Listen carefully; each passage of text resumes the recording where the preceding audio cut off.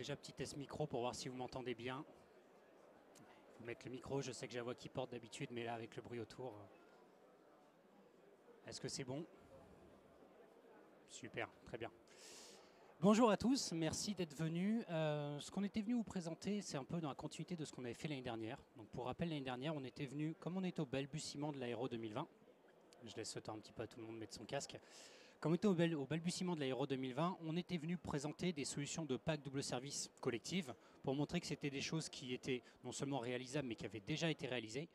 Cette année, plutôt que de faire bis repetita, ce qu'on a voulu vous proposer, c'est d'évoquer un autre point qui est souvent mis au niveau des pompes à chaleur. C'est la question de l'acoustique, notamment l'acoustique dans le résidentiel. Comment est-ce qu'on va faire pour implanter les packs, si elles sont des packs collectives à l'extérieur ou dans le bâtiment, pour ne pas gêner et les résidents et le voisinage. Et puis si c'est des solutions individuelles, pareil, comment est-ce qu'on fait notamment vis-à-vis des questions de balcon, etc. Donc voilà. Ce que je voulais vous proposer, hop, on va voir si ça marche, parfait. Ce que je voulais vous proposer, du coup, c'est une petite présentation en 3 temps. Déjà, un petit rappel du groupe Intuis. Voilà, je me présente, Mathieu Picard, groupe Intuis. Certains d'entre vous ne savent pas forcément qui on est. Donc, c'est faire un petit passage rapide parce qu'on a beaucoup de choses à se dire. Et derrière, évoquer les solutions qu'on a pu rencontrer sur des dossiers pour des productions collectives, donc des pompes à chaleur collectives pour le bâtiment résidentiel, et ensuite qu'est-ce qui existe en individuel, justement en production individuelle pour traiter aussi la question de l'acoustique. Petit point déjà pour commencer, donc le groupe. Alors il y a beaucoup de chiffres qui s'affichent, moi je vais m'arrêter sur 2 points en particulier. Vous le voyez, l'ensemble des usines, l'ensemble des sites de recherche et des centres de formation sont basés en France. Les centres de formation, il y a de la triche, il y en a 2 qui sont à Toulouse et à Marseille, mais tout le reste, c'est vraiment du Nord-Loire, principalement, vous voyez, dans les Hauts-de-France.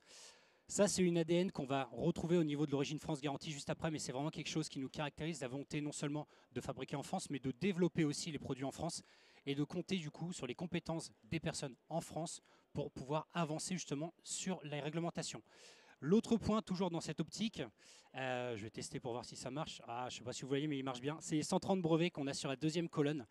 Ça traduit tout simplement la continuité de ce que je dis, une volonté d'innover, une volonté d'aller toujours pousser plus loin les solutions et ne pas de se contenter de ce qui existe aujourd'hui et de les dupliquer. Donc dans cet état d'esprit, le groupe a travaillé sur plusieurs développements au fur et à mesure des années. Il y a une cinquantaine d'années, le passage du 110 au 220 volts, par exemple, avec du coup, avec EDF, tout le développement du chauffage électrique qui a été associé à ça. Bon, la question de la collectivité, évidemment. Et puis surtout, c'est le cœur du sujet aujourd'hui, le développement des énergies renouvelables et notamment des énergies thermodynamiques. Donc voilà, petite partie en bas, je reviens, 130 brevets, une application évidemment. Et pour revenir sur la partie production française, le dernier point, on a une gamme de pompes à chaleur Origine France garantie. On a la fierté aussi d'avoir eu une gamme, notamment la HTI 8, donc une petite pompe à chaleur pour la maison, qui a été au salon de l'Elysée. Voilà, parce que reconnu Origine France garantie, comme je disais, c'est quelque chose qui est très important pour nous, à la fois le développement et la fabrication en France. Petite distinction entre Made in France et Origine France garantie. Pour obtenir l'Origine France garantie, il ne suffit pas d'avoir basiquement passé rapidement sur les chaînes, juste rajouter par exemple 4 vis, j'exagère évidemment, mais c'est vraiment une question de ratio de quantité de matériel qui viennent de France et surtout de coût de revient de ce matériel qui vient de France. Donc ça ne s'acquiert pas facilement. Et quand on a des pompes à chaleur avec des compresseurs qui forcément ne peuvent pas venir de France, ça vous donne un peu un ordre d'idée de tous les autres composants qui, eux, doivent venir de chez nous. Voilà. Petit point à la fin. Sur la transition, jusqu'à présent, le groupe Intuis avait tendance à être appelé le groupe Muller, ou alors la société OR, ou Applimo, Noireau, RLEC. L'idée, c'était que c'était le groupe Muller, dont je vous ai présenté l'histoire, qui regroupait l'ensemble de ces sociétés, mais chaque société avait une offre commerciale particulière. Le groupe a voulu mettre en place donc la notion de Intuis pour rassembler toutes les différentes solutions en une offre commerciale et pour pouvoir porter conjointement le radiateur électrique qui historiquement est plutôt le travail de RLEC, Noireau, etc. et le thermodynamique plutôt la base du marché de OR et France Énergie. Voilà. Je suis passé rapidement dessus. On va pouvoir aborder un peu les solutions collectives et donc notre solution collective, c'est ce qu'on appelle le système ZEPAC. Le système ZEPAC, je ne vais pas vous surprendre, c'est donc des pompes à chaleur collectives. Elles sont faites pour faire le chauffage, l'eau chaude, potentiellement le rafraîchissement, voilà, en fonction de la zone, notamment pour les Méditerranéens. Elles sont constituées d'une ou plusieurs unités extérieures en fonction des cas de figure. Le modèle maximal aujourd'hui, c'est 80 kW. Tout ça pour limiter au maximum le nombre d'unités extérieures et du coup faciliter leur implantation et limiter aussi le surcoût de l'installation. Maintenant, on a la possibilité de mettre en cascade jusqu'à 15 unités. Donc 15 unités de 80, si vous avez des dossiers, n'hésitez pas à lever la main, je vais vous envoyer tout de suite vers le stand. La présentation n'est pas si intéressante que ça. Et du coup, surtout la possibilité aussi, et on va le voir là pour certains cas de figure, de gainer les modèles 40, 60, 80, ce qui va du coup aussi permettre de faciliter les questions d'implantation. Une fois qu'on a passé ces packs, on a passé l'intégralité du fluide frigorigène. Tout le fluide frigorigène est dans l'unité extérieure. La liaison entre l'unité extérieure et le module intérieur, c'est que de l'eau. Donc ça, c'est pareil, ça implique deux choses. Ça implique d'une part qu'il n'y a jamais besoin de manipuler du fluide frigorigène. On n'a jamais de passage de fluide frigorigène dans le bâtiment. D'un point de vue réglementaire, c'est quand même bien plus simple. Et depuis, d'un point de vue pose, ça coûte moins cher. Et l'intégralité du coup des équipements autres que l'unité extérieure, mis dans un local, ça devient un local sous-station classique. C'est ni plus ni moins qu'un local dans lequel entre de l'eau, sort de l'eau et vient fournir de l'électricité en complément. Voilà, c'est tout. Donc c'est une sous-station basique, CS, local technique, appelez ça comme vous voulez, mais c'est absolument pas différent au niveau de la réglementation. Ça nous amène grosso modo à la surface de locaux techniques entre 10 et 15 mètres carrés pour 70 logements. Donc bon, évidemment, si vous avez 70 T5 déjà, bravo, sacré bâtiment. Mais du coup, il y aura besoin de plus de 15 mètres carrés pour les préparateurs. Mais voilà, grosso modo, sur la moyenne des bâtiments, entre 10 et 15 mètres carrés pour 70 logements, c'est quand même très restreint parce que ça permet notamment de dégager des espaces de places de parking. Places de parking qui, en certaines régions, notamment par ici, se vendent plutôt très bien. Donc c'est un gros point bonus pour le promoteur. Ça, c'était pour présenter rapidement le ZEPAC. Pour rentrer un peu plus dans le détail, on va parler du fluide qui compose les machines du ZEPAC. Donc c'est les R290, vous en avez peut-être un petit peu entendu parler dernièrement. Si vous n'en avez pas entendu parler, vous allez en entendre parler très rapidement. Tout simplement puisqu'il a plusieurs gros avantages. Premièrement, le GWP, l'impact carbone du fluide. Je vous ai donné quelques exemples. Là. Bon, le 407, c'est l'historique, 1800 kg de CO2 par kg de fluide. Aujourd'hui, de toute façon, avec la réglementation, il est plus compatible avec les bâtiments d'habitation. On a le R32 qui est à 675, qui est compatible avec le seuil 750 kg de CO2 par kg de fluide, mais qui n'est plus compatible avec le prochain seuil qui arrive très vite, qui est les 150. Et donc on a le propane, 3,3 kg de CO2 par kg de fluide, 200 fois moins que le R32. Grosso modo, avant que la réglementation aille chercher ce fluide en particulier, on a le temps de voir venir un petit peu parce qu'après, il n'en reste plus beaucoup. Ça, c'est un premier point, notamment sur l'impact carbone, sur l'ACV, qui est très, très important. Deuxièmement, c'est très, très important aussi, la température à laquelle l'eau sort de la PAC. On est sur une sortie jusqu'à 70 degrés.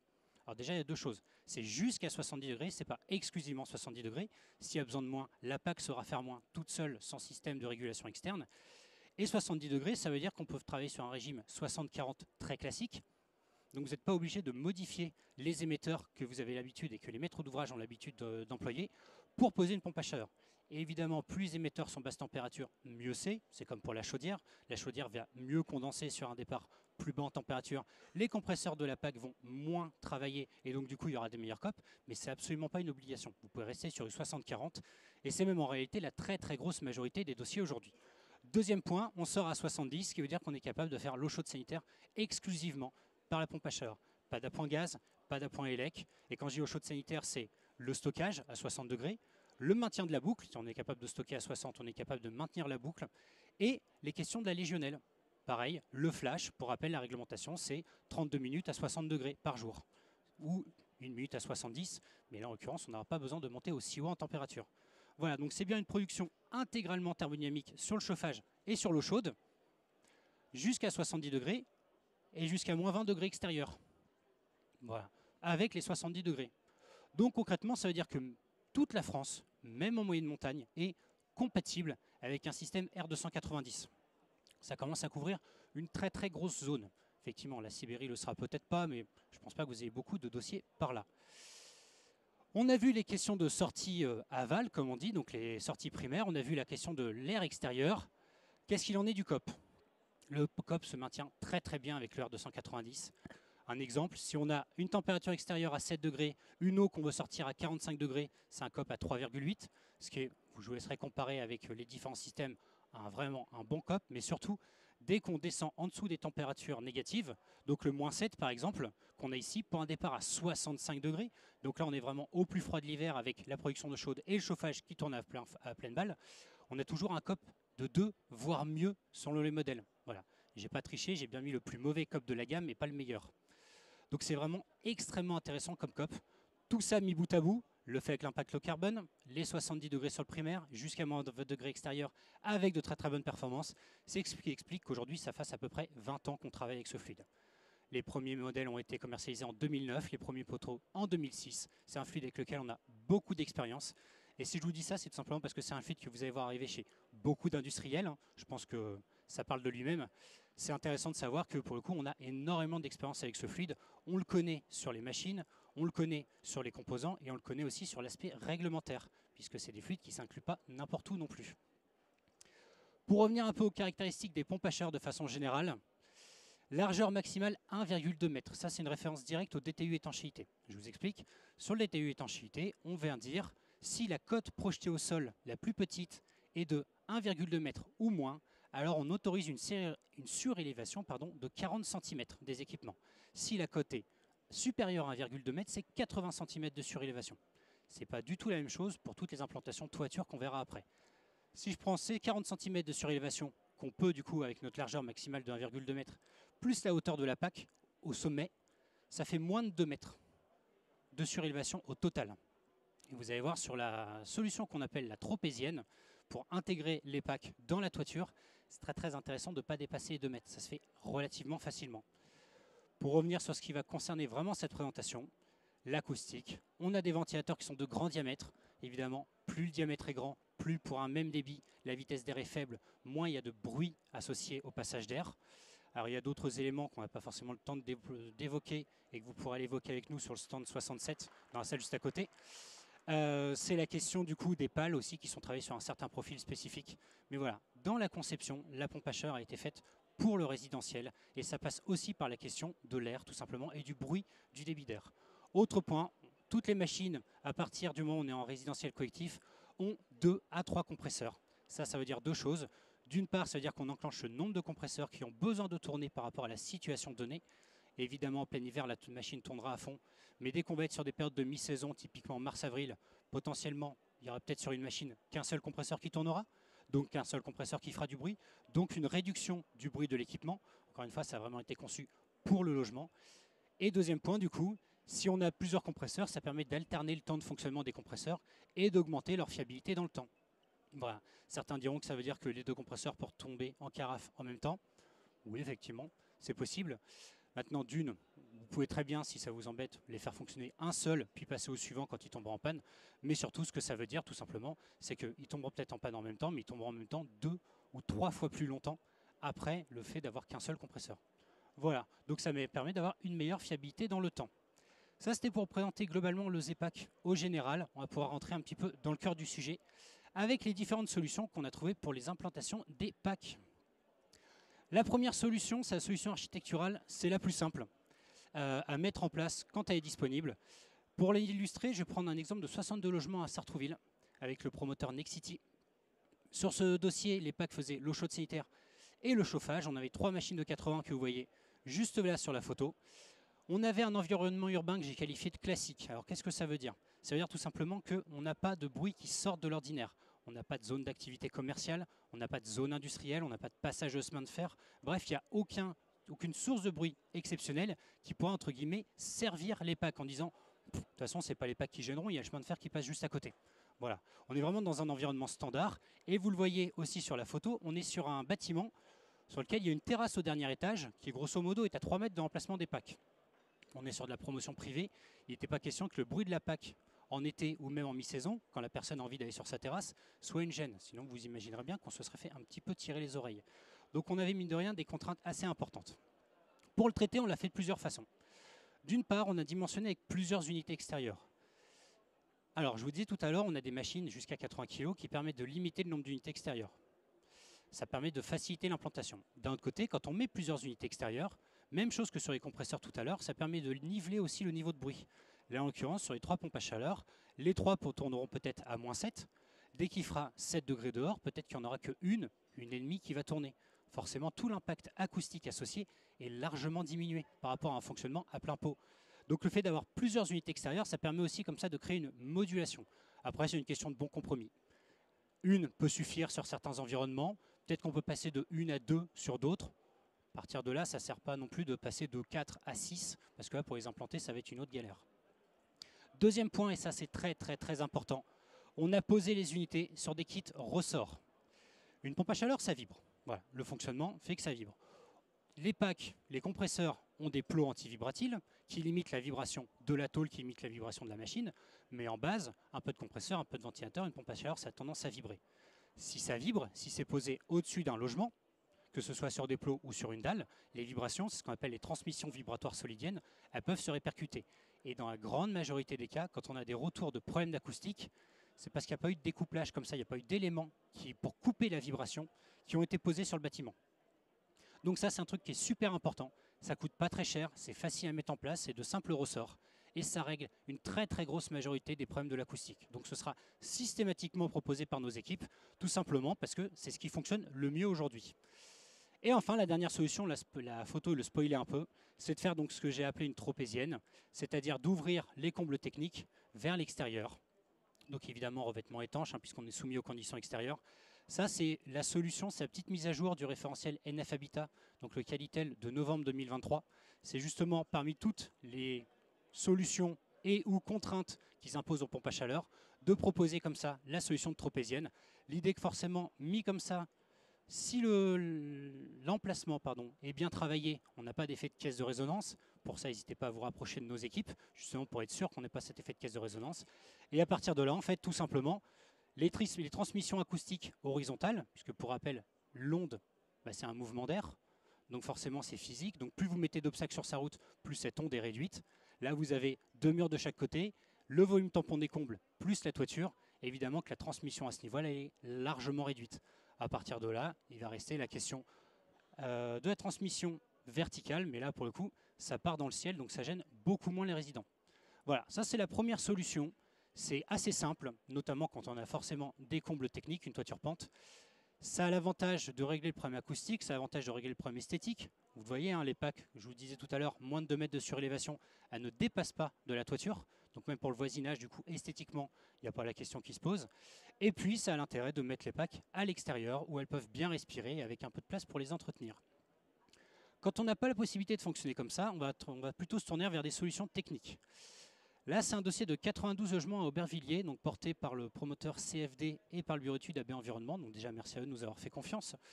Il y a 4 pompes à chaleur HRC40 qui viennent faire et le chauffage et l'eau chaude sanitaire. Donc une unité extérieure de plus, un peu moins de puissance. On reste sur l'environnement urbain classique, je ne vais pas y revenir. On reste sur une architecture, ça se voit beaucoup moins pour le coup sur l'illustration, mais avec des balcons dans les derniers étages. Sauf que cette fois-ci, il n'y a pas de compte technique. On est sur une toiture terrasse. Donc forcément, la question tropézienne, on ne va pas faire des pentes exprès pour pouvoir cacher les packs. Donc même chose, on va traiter ça un peu différemment. Dimensionnement avec plusieurs unités extérieures, je ne vais pas y revenir. La pose des unités extérieures sur des kits ressorts, vous allez me trouver lourd, mais c'est super important, je vous l'ai dit. Et là, en l'occurrence, il a été conçu un enclos acoustique autour des unités pour pouvoir gérer complètement le bruit. On va pouvoir avoir un petit peu de données là, pour le coup. Ce que vous voyez là, c'est la courbe du bruit de cet environnement, de cet emplacement, de cette rue en particulier à Aubervilliers. En vert, l'aspect de jour, et en bleu, ce qui nous intéresse le plus, la courbe de nuit. Je vais un peu me rapprocher. Si on sort un peu des pics exceptionnels qu'on peut juger pas forcément représentatifs, on est en gros entre 40 et 55 dB. Voilà. Ça, c'est l'environnement urbain normal, la nuit, sur le secteur. Il y a une grosse contrainte qui a été mise sur ce dossier, puisqu'il n'était pas autorisé un bruit supérieur à 40 dB. Donc en gros, au moment le plus calme de la nuit, les packs n'avaient pas le droit d'être entendus. Voilà. Le bureau d'études Ecoya, du coup, sur la partie acoustique, a fait une petite simulation. Il en ressort plusieurs points. Déjà, globalement, on n'est pas au 40 dB. Donc il va falloir traiter. Maintenant, pourquoi est-ce que je mets ça en avant? Certes, on n'est pas au 40 dB, mais je vous rappelle que de nuit, la moyenne était entre 40 et 55, en conditions normales. Voilà. Donc en réalité, quand on regarde les résultats qui s'affichent, peut-être que si l'exigence n'avait pas été aussi élevée, il n'y aurait même pas eu besoin de mettre un équipement acoustique. On mettait les packs, la toiture dégagée, et même au coin du bâtiment où on est à 54-56 dB, en fait, on était dans les niveaux de bruit de la nuit. Voilà. Donc pas de niveau de bruit exceptionnel, pas un klaxon, vraiment un niveau de bruit standard d'une rue la nuit. Là, en l'occurrence, c'est que l'exigence était un peu plus importante, donc il a fallu travailler ça autrement. Mais c'est intéressant de voir que sans forcément l'aspect toiture pente, etc., on peut très bien poser les unités extérieures sans forcément gêner les façades en face. Bon, là, en l'occurrence, il y a eu un souci. Alors, je suis désolé, ça ne va pas être très visible, j'en ai conscience, mais ça me semblait important d'utiliser une source qui est l'association Journée nationale de l'audition, qui est une association qui travaille souvent avec les instances gouvernementales pour les questions de confort acoustique et surtout, du coup, d'inconfort acoustique. Et donc, du coup, comme l'acoustique, c'est un peu propre à chacun, pouvoir utiliser une source fiable comme ça me paraissait important. Donc, il y a 2 points qui vont être regardés.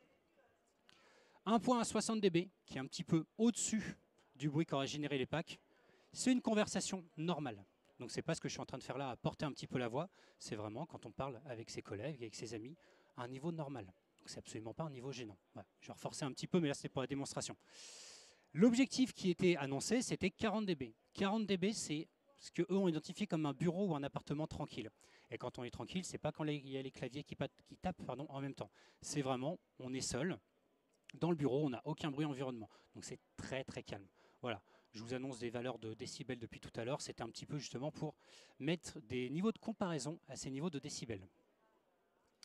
Du coup, ce qui avait été vu par le bureau d'études ECOIA, donc c'est la société ici, Balier 20 si je ne me trompe pas, qui a proposé cet enclos acoustique. Au niveau des dimensions, 5,55 mètres par 8,85, grosso modo. Ça peut paraître être des dimensions importantes, mais je rappelle qu'il y a 4 pompes à chaleur à rentrer, plus l'espace de maintenance autour. Donc forcément, ça prend un petit peu de place. En hauteur, 3,5 mètres. C'est tout simplement parce que vous le voyez ici et là. On a des silencieux qui sont positionnés sur le côté sur l'aspiration, au-dessus sur le refoulement, justement pour minimiser au maximum l'impact sonore. Pour minimiser, on peut dire qu'ils ont effectivement largement minimisé, puisque si je reprends à peu près les éléments de tout à l'heure, le 56 est devenu 37, les 49 sont devenus 29, une atténuation de 20 dB pour ceux qui ont un peu un ordre d'idée, c'est monstrueux. Par exemple, quand on double la distance, on a tendance à dire qu'on retire 3 dB. Voilà, si par exemple vous parlez à quelqu'un à 1 mètre, puis que vous parlez à cette personne à 2 mètres, on a retiré 3 dB. En général, on l'entend déjà beaucoup moins bien. Donc 20 dB d'abaissement, c'est monstrueux, quoi. Donc là, vous êtes sûr, vous êtes serein. Même au coin du bâtiment où c'est le point le plus élevé, il n'y aura absolument jamais de gêne acoustique. Et le seuil étant pour rappel à 40, il est largement respecté. Voilà. Petit exemple du coup un peu plus détaillé, parce qu'un peu plus complexe, de choses qui ont été testées. Maintenant, je vous rappelle que sur les seuils qu'on a vus, on était grosso modo aux alentours des 50-55, soit les niveaux de bruit la nuit. En réalité, il n'aurait peut-être même pas été indispensable de partir sur ce genre d'équipement si la contrainte n'avait pas été aussi élevée. Voilà. Dernier point que je voulais aborder. Quand on ne peut pas ou qu'on ne veut pas utiliser la toiture pour mettre les unités extérieures, comment est-ce qu'on fait pour les implanter? On va chercher à les implanter dans des locaux. Et donc du coup, ça c'est un exemple qui nous a été donné. Donc c'est un exemple de 247 logements à Paris en rénovation. Là-dessus, il y a une pompe à chaleur HAC80 qui ne fait que l'eau chaude sanitaire. Bon, environnement urbain classique, je ne vais pas revenir dessus. Et en fait, il n'y en a qu'une tout simplement parce que les travaux en toiture et les travaux de passage de réseau hydraulique, malgré tout, mais il faut quand même les passer, notamment dans les logements, n'étaient pas facilement réalisables. Il y avait un local qui était beaucoup moins contraignant, qui était à peu près au niveau du sol, donc c'est ce local qui a été choisi. Voilà. La rénovation, c'est un petit peu différent du neuf. Dans le neuf, il est très intéressant de partir sur du 100% thermodynamique. Dans la rénovation, j'ai envie de vous dire, ça dépend des cas de figure. Si le bâtiment ne s'y prête pas, on aura beau faire des pieds et des mains, le bâtiment ne s'y prêtera pas. Voilà. Donc là, pour le coup, le fait d'avoir un peu plus de flexibilité, ça permet aussi de répondre aux enjeux du bâtiment en rénovation. Je vous parle du local, je vais vous le montrer. Alors, le local, là, déjà, je vais avancer un premier point. Il y a des questions réglementaires, forcément, qui viennent se poser. On a une pompe à chaleur qui est enfermée dans un local avec un fluide frigorigène. Vous vous doutez bien qu'on ne le pose pas comme ça en claquant des doigts. Ça, c'est des choses vers lesquelles il ne faut pas hésiter à se tourner vers nos collègues. Donc, il y en a quelques-uns au stand 67 dans la salle juste à côté. Mais voilà, vous avez tout un service qui est aussi dédié à ça. Comment est-ce que je fais techniquement et réglementairement pour respecter ça? Voilà, techniquement pour que la PAC fonctionne, réglementairement pour que je n'ai pas des non-conformités de partout avec le bureau de contrôle. Maintenant que ce sujet est un peu passé, comment est-ce que du coup, techniquement, on a fait, puisque réglementairement, ce n'est pas le sujet d'aujourd'hui, pour faire fonctionner la PAC? On a une grille d'air neuf d'à peu près 3 mètres carrés, vous voyez en bleu sur le côté, une grille de refoulement qui est au bout du caisson en verre d'un tout petit peu plus de 3 mètres carrés, et ensuite un caisson gainé qui vient se mettre par-dessus. Chose importante à préciser, sur ce dossier en particulier, il n'y a absolument pas eu besoin de mettre des pièges à son, des boîtes de détente ou d'autres équipements acoustiques pour écraser le niveau sonore. C'est ni plus ni moins que la PAC qui souffle dans le conduit sans aucun obstacle, à part la grille qui du coup a été travaillée notamment sur sa taille pour limiter le niveau de bruit. Le niveau de bruit justement, vous l'avez là. On était sur une implantation où à 2 mètres de la sortie de la grille, on avait des façades avec du coup des gens qui habitent de l'autre côté de ces façades, ça arrive souvent à Paris. Et donc du coup, il n'était pas question que le fait de poser la PAC crée une gêne pour ces résidents. Donc on a fait quelques tests. À l'arrêt de nuit, on était à 45,9 dB. Ça rejoint un petit peu ce qu'on voyait tout à l'heure à Aubervilliers. L'exigence était de 50 dB au maximum et la PAC en fonctionnement que 47,6 dB. Voilà. Donc déjà d'une, c'est très très correct au niveau du bruit. Et encore une fois, je reprends l'exemple de tout à l'heure d'Aubervilliers. Entre 40 et 55 la nuit, vous êtes en plein milieu. Donc là, il n'y aura absolument aucune gêne, juste en mettant la PAC dans le local et en gainant la sortie. Voilà. Sachant que, comme je vous l'ai dit, c'est des équipements qui peuvent être gainés avec de la pression dispo. Donc si on a besoin, si vraiment c'est trop contraignant, on peut rajouter des pièges à son, des boîtes de détente, pour écraser encore plus cet impact acoustique de la PAC. Voilà, ça c'était un petit bailliage, je vais un petit peu vite, mais c'est parce que la présentation est dense, il y a beaucoup de choses à dire. Mais c'était différentes solutions en production collective. Pour parler un petit peu des productions individuelles, on va pouvoir parler du système Z7, et on va pouvoir en parler concrètement, véritablement, puisque le premier dossier sort à la fin du mois, les équipements sont livrés à la fin du mois à Toulouse. Donc le Z7, qu'est-ce que c'est? C'est une pompe à chaleur individuelle, jusque-là pareil, je ne pense pas vous avoir perdu. Elle vient faire le chauffage, l'eau chaude, et si besoin, même chose avec le Méditerranéen, le rafraîchissement. Mais surtout, ce qui est très important, c'est que c'est une PAC sans unité extérieure. Ce que j'aime bien dire, grosso modo, c'est que c'est un chauffe-eau thermodynamique.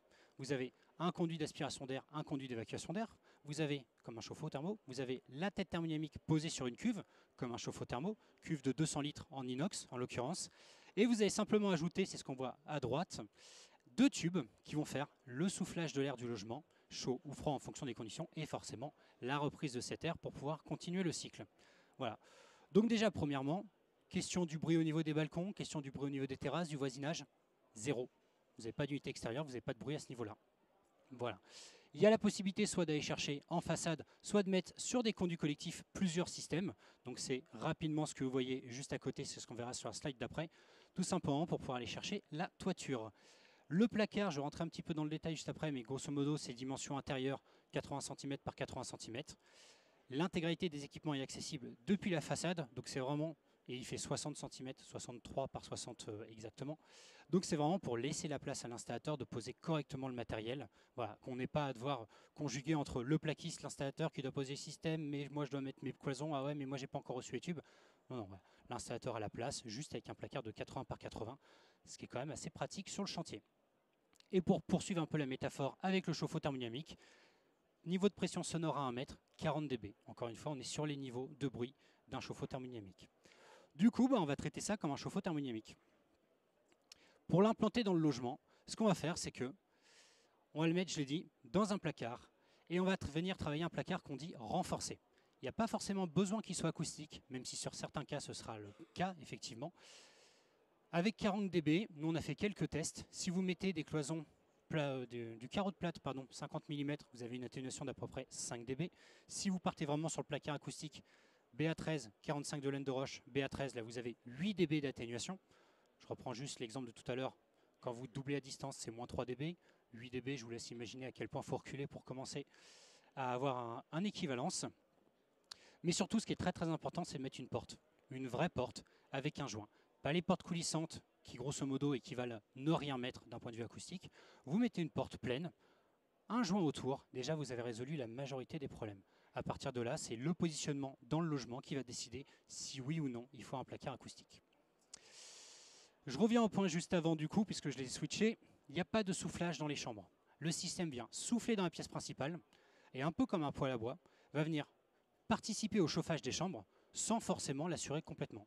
Soit la puissance est suffisante et les mouvements dans le logement, les gens rentrent des chambres, sortent des chambres, sont suffisantes et il participera pleinement. Soit on intègre tout simplement un petit radiateur électrique d'appoint dans chaque chambre pour faire le complément. D'un point de vue réglementation, c'est obligatoire de mettre le petit appoint électrique. Ça veut dire deux choses. Ça veut dire que déjà, vous n'avez pas à gérer le bruit du système de l'air dans les chambres, le bruit réel et le ressenti. L'aspect psychologique en acoustique est toujours super important. Et deuxièmement, ça veut dire que, petite cerise sur le gâteau, chaque chambre peut gérer sa température de confort. Certains aiment dormir à 16 degrés, certains aiment dormir à 22 degrés.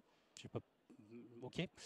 En moyenne, c'est 19, mais voilà, chacun pourra gérer sa zone à sa façon. Donc ça, c'est la petite cerise sur le gâteau. En plus du fait qu'on n'ait absolument pas le bruit du système à gérer dans les chambres, ce qui est quand même le principal point. Dernier point au niveau de l'acoustique. Les gaines aéroliques et les grilles, évidemment, sont adaptées. Les gaines, ce sont les silencieux micro-perforés qu'on peut avoir l'habitude de voir de façon classique. Les grilles, du coup, ce sont des grilles qu'on va fournir nous-mêmes à double déflexion pour pouvoir optimiser la diffusion horizontale, j'ai envie de dire, de la température. La diffusion verticale, donc le fait d'avoir bien la même température en haut au niveau du plafond et en bas au niveau du sol, ça c'est géré par la température à laquelle le Z7 souffle, ce qui fait qu'on a grosso modo sur les tests qu'on a fait un gradient de 1 degré entre 10 cm du sol et 10 cm du plafond. Voilà. Donc il n'y a pas de problème de ce qu'on appelle la stratification, le fait d'avoir chaud en haut, froid en bas, basiquement. Et le fait de tout packager, ça permet encore une fois d'assurer le confort acoustique du logement, puisque c'est des équipements qu'on a testés et dont on connaît la performance. L'autre option, sinon, c'est l'option qu'on voit en haut, c'est de mettre une grille de soufflage en partie haute, une grille de reprise en partie basse. C'est des choses qui sont possibles, c'est des choses qui sont indispensables quand on a ce phénomène de stratification, comme je vous le disais, qui se crée. Parce que forcément, si on a de l'air chaud en haut et de l'air froid en bas, on va avoir tendance à vouloir brasser de haut en bas pour être sûr que la température descende dans l'intégralité du volume et ne soit pas juste bloquée en haut. On sue de la tête, on a froid des pieds, c'est pas très confortable. En chauffage notamment, en rafraîchissement, c'est un petit peu différent. La problématique à ça, c'est que, on en a parlé, on met le système dans un placard. Le placard, on va plus ou moins le renforcer en fonction du besoin du logement et de l'environnement. Mettre la grille, c'est faire un trou dans votre placard. C'est faire un trou dans votre bouclier acoustique, j'ai envie de dire. Si la grille n'est pas acoustique, ça ne sert à rien de se taper un placard, vous avez un trou dedans, il n'y avait pas la peine. Si la grille est acoustique, est-ce qu'elle est bien posée? Et au-delà de cette question, qui est-ce qui va se charger de la poser? C'est le plaquiste, c'est le menuisier, c'est l'installateur. Voilà. C'est pour ça que c'est une configuration qu'on porte, qu'on accepte, mais sur laquelle on est particulièrement vigilante. Si tout est bien fait et si on a bien suivi la pose, tout se passera très bien. Il n'y a pas de problème. La grille acoustique va bien générer la diffusion du son. Le Z7 va bien pouvoir brasser son air. Il n'y aura pas de question de perte de charge excessive, mais ça demande particulièrement du regard. Alors que la solution qui est juste en dessous, deux grilles en partie haute, qu'on peut venir déporter jusqu'à 5 mètres pour pouvoir aller chercher un plus large espace latéral. Et typiquement, une pièce bien carrée va plutôt souffler les deux au même endroit. On peut essayer de les écarter pour vraiment être sûr de prendre l'intégralité de la pièce. Ça fonctionne en réalité très bien aussi et ça permet de gérer beaucoup mieux la question acoustique. Voilà, ça c'était simplement pour vous donner quelques exemples. Donc pour faire un petit récapitulatif, production collective avec des solutions architecturales, la tropézienne, il y a d'autres éléments, hein. On utilise les relevés par exemple d'ascenseurs. Tous les éléments bloquants, forcément, ce sont des éléments bloquants pour l'acoustique aussi. Donc c'est plein de solutions architecturales comme ça qui permettent de poser les machines sans qu'il y ait de problème pour les résidents et puis pour le voisinage. Si ça, c'est pas possible, différentes solutions techniques. Le fait d'avoir des systèmes acoustiques, soit l'enclos complet comme on l'a vu, soit simplement un encadrement. Vous mettez tout autour des packs des cloisons acoustiques, vous laissez ouvert au-dessus. Ça va régler le problème de l'acoustique aussi, de la même façon que la tropézienne au final. Juste, on force un peu plus avec des éléments techniques qu'architecturalement. Le local technique, vous l'avez vu avec une machine en pleine nuit, alors qu'il n'y a aucun traitement acoustique du souffle d'air, il n'y a absolument aucun problème de bruit. Et puis sinon, tout simplement, le système sans unité extérieure. Et évidemment, quand on n'a pas d'unité extérieure, on n'a pas de bruit extérieur à gérer. Et vous avez vu, le bruit du système, c'est le bruit d'un chauffe-eau thermodynamique. Donc même dans le logement, aujourd'hui, c'est des choses qu'on sait faire. Voilà. Merci beaucoup pour m'avoir écouté. Je ne sais pas si on a encore un petit peu de temps pour les questions, mais sinon, je suis disponible.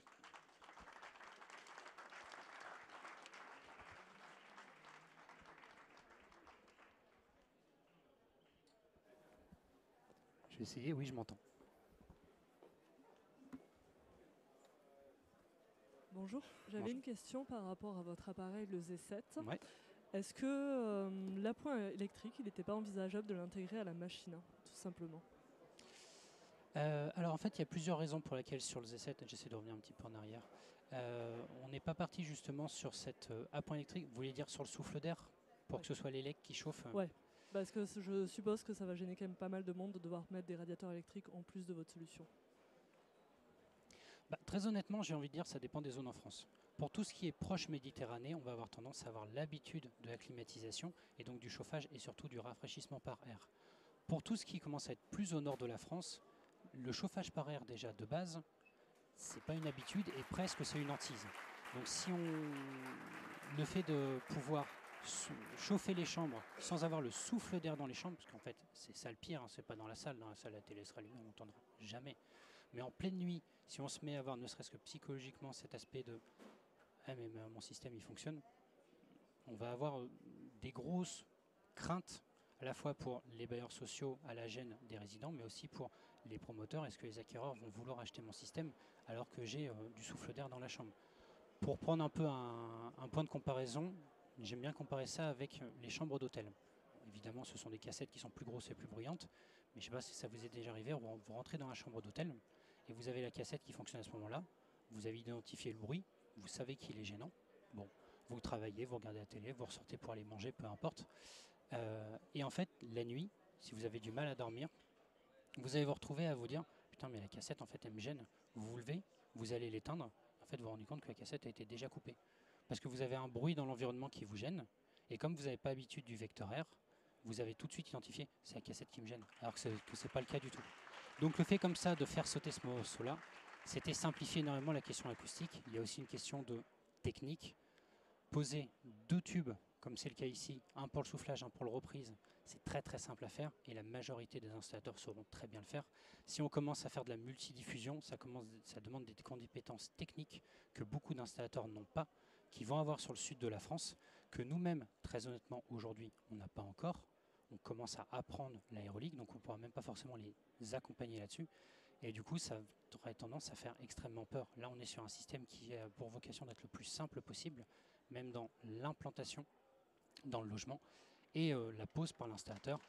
Donc c'est largement possible que ce soit des évolutions qui viennent du système, mais aujourd'hui l'objectif c'était que n'importe quel installateur soit à même de poser ce système très facilement et sans trop de questions. Voilà. Ok, merci.